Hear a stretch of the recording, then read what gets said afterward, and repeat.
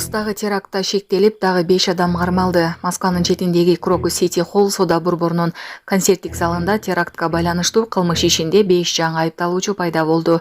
Бул тууралуу бүгүн 29 августта Москванын Басманный райондук сотунун басма сөз кызматы билдирди. Теракт боюнча дагы 5 адам, тагыраагы Гадоев, Исмаилов, Солиев, Хамидов жарандар камалышкан.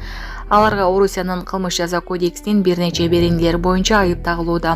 Алардын арасында терактка аракет кылуу, террордук уюмга катышуу жана курал-жарактарды жардыргыч заттарды мыйзамсыз жүгүртүү боюнча беренелер бар. Сот алардын башкаруу чарасын карап, аларды 1 декабрга чейин камакка алуу чечимин чыгарган. Крокус Сити Холлдогу теракттын натыйжасында 144 адам каза болуп, дагы 551 адам жаракат алган. Бул иш боюнча 12 адам, анын ишинде 4 кылмышкер жана алардын болжолдуу шериктери кармалган. Бул террордук акт боюнча эң жогорку жаза өмүр бою эркинен ажыратуу болуп саналат. Жана башка жаңылыктар түрмөгү видеого лайк басып, Манас ТВ каналга катталып, акыркы жаңылыктардан кабардар болуп туруңуз. Ошто уюшкан кылмыштуу топтун мүчөсү телефон уурдоого шектелип кармалды. Ош шаарында уюшкан кылмыштуу топтун мүчөсү телефон уурдап колго түштү.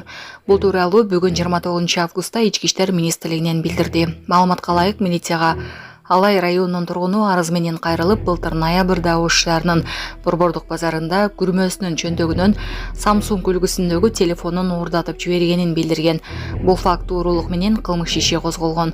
Ыкчам издөө иш-чараларынын жүрүшүндө телефон уурдаган жаран уюшкан кылмыштуу топтун мүчөсү катары каттоодо турган. Мурда бир нече жолу соттолгон Сузак районунун тургуну 1987 жылы туулган жаран экендиги аныкталып кармалган. Учурда кылмыш боюнча тергөө иштери жүрүүдө.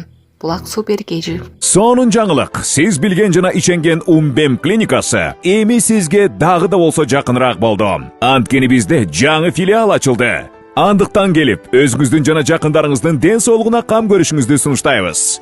Биздин жогорку даражадагы дарыгерлер төмөндөгү адистиктер боюнча кабыл алат: стоматология, гинекология, терапия, лор, хирургия, педиатрия, урология, УЗИ жана башка адистиктер. Лабораториялык анализдин 5000ден ашуун түрү алынат.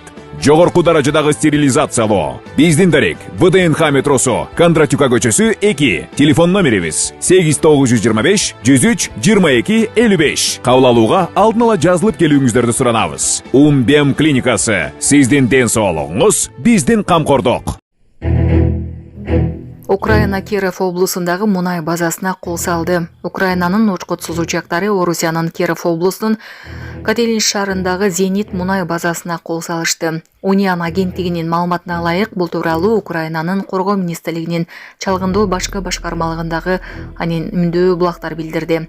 Бул Украина аймагынан 1100 чакырым алыстыкта жайгашкан аталган аймакка жасалган биринчи чабуул. Мунай базасына кол салуу Украинада жасалган камикадзе дрондору тарабынан жасалган деп айтылат маалыматта. Орус маалымат каражаттары 5 учкутсуз учак чабуул койгонун, анын 3-ü объекттин аймагына түшкөнүн кабарлады.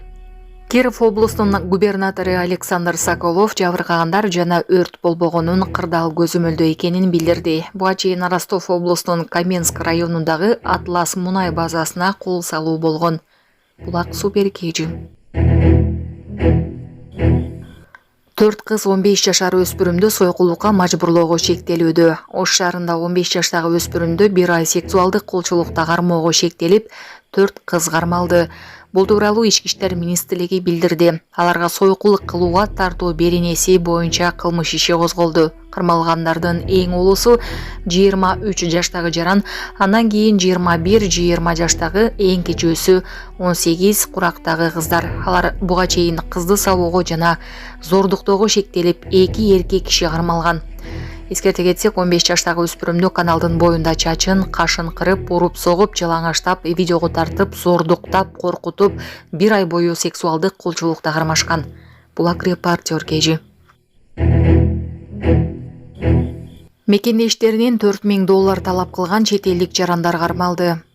Бул тууралуу УКМКдан билдиришти. УКМК тарабынан козголгон кылмыш ишинин алкагында материалдык пайда табуу максатында алдамчылык жол менен ишке орноштуруу жана тиешелүү уруксат кагаздарын каттоо шылтоосу менен кылмыштуу бүтүмгө киришип, мекендештеринин паспорттарын ээлеп алып, $4000 өлчөмүндө акча талап кылган чет элдик жарандар кармалды. Кылмыштуу жосунга тиешеси бар чет өлкөлүк адамдар кармалып, УКМКнын убактылуу кармоочу жайына камакка алынды. Учурда тиешелүү тергөө иштери жүрүп жатат. Булак Серепкежи.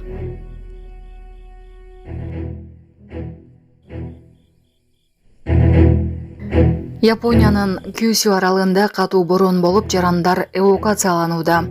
Шаншан тайфуну Япониянын түштүк батыш бөлүгүн каптап, электр тармактары бузулуп, аба каттамдарына тоскоолдук жаралып, ири завод-фабрикалар ишин токтотууга мажбур болду.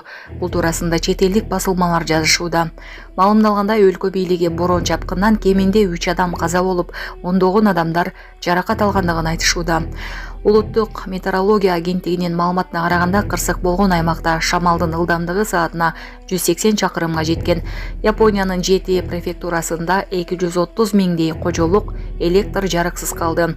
Синоптиктер тайфун бир нече күн Кюсю аралында кармалып, дем алыш күндөрү борбордук жана чыгыш аймактарга, анын ичинде Япониянын борбору Токиого жакындаганын эскертти. Жапон бийлиги өлкө боюнча 5 миллиондон ашуун адамды эвакуациялоого буйрук берди. Кюсю аралында учурда аба каттамдар токтоп, темир жолу, автобекеттер убактылуу ишин жапкан. Булак Суперкежи.